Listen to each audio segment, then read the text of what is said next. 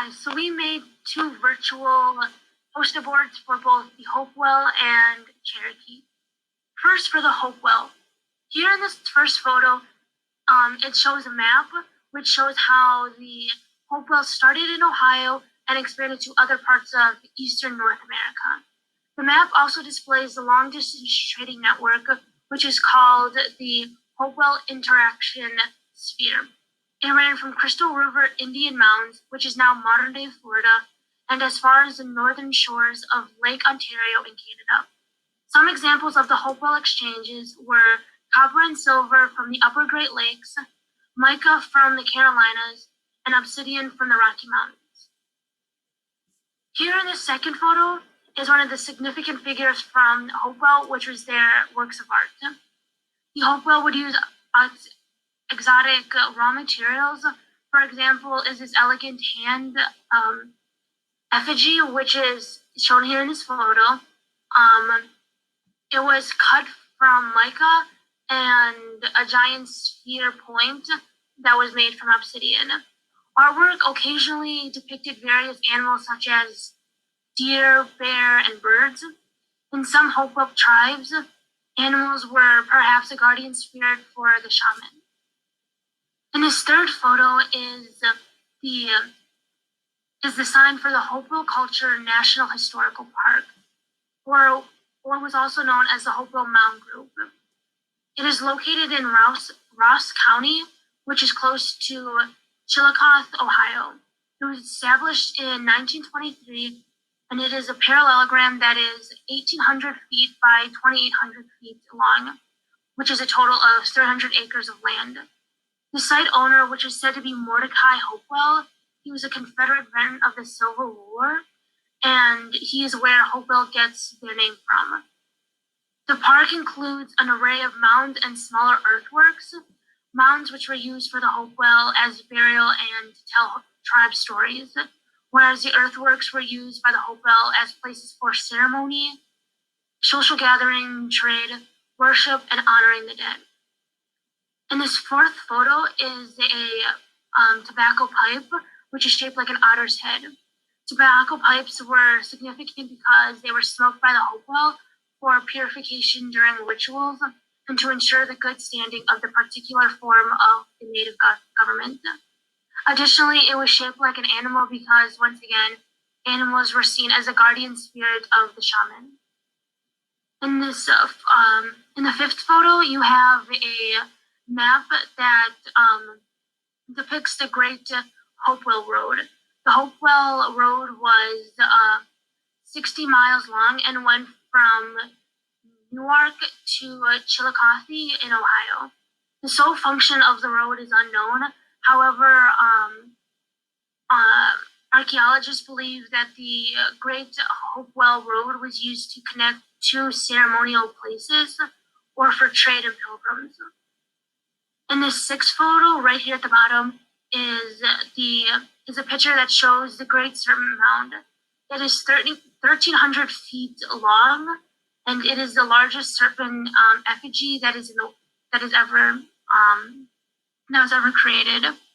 So both architecturally and sculpturally, it was ejected by the settled people who cultivated maize of beans and squash. These people maintained a sanctified society with an organized labor force. Unfortunately, there was no written records of such. So the Serpent Mound was also believed to have supernatural powers. Many Native Americans attributed supernatural powers to snakes or reptiles and included them in their spiritual practices. For this last photo right here at the bottom is a dream catcher. This photo is supposed to represent the Hopewell's god called the Spirit Woman. So multiple Native American tribes have also worshipped this god. She is known as the mystical and maternal moon goddess.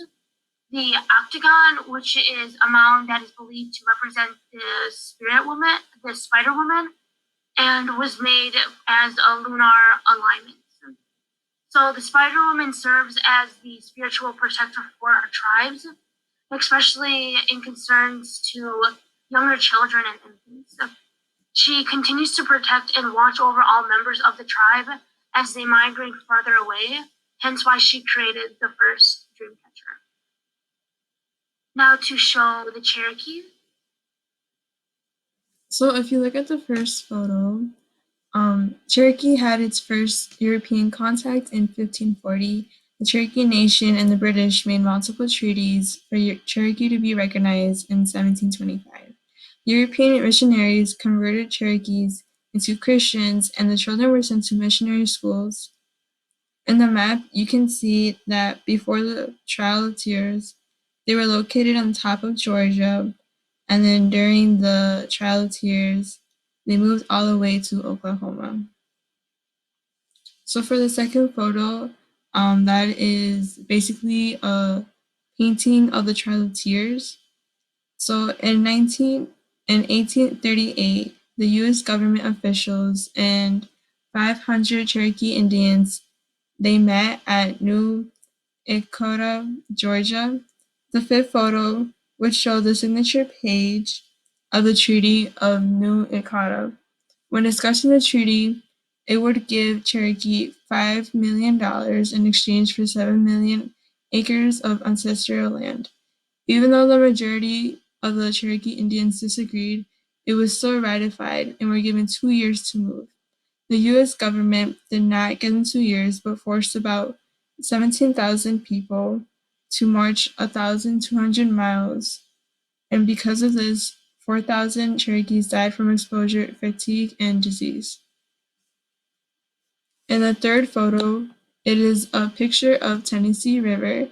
So for the Cherokees, nature is really important to them. So their local rivers were seen as a spiritual and significant place.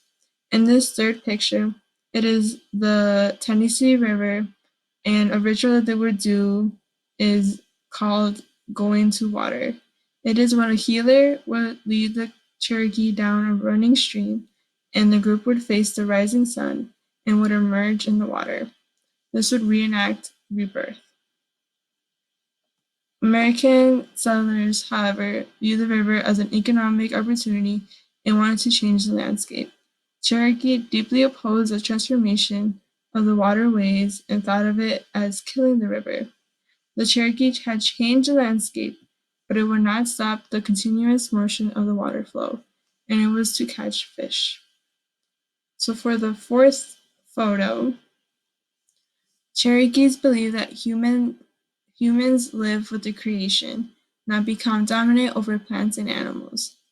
So for their creation myth, they believe that the earth was one island that was surrounded in water.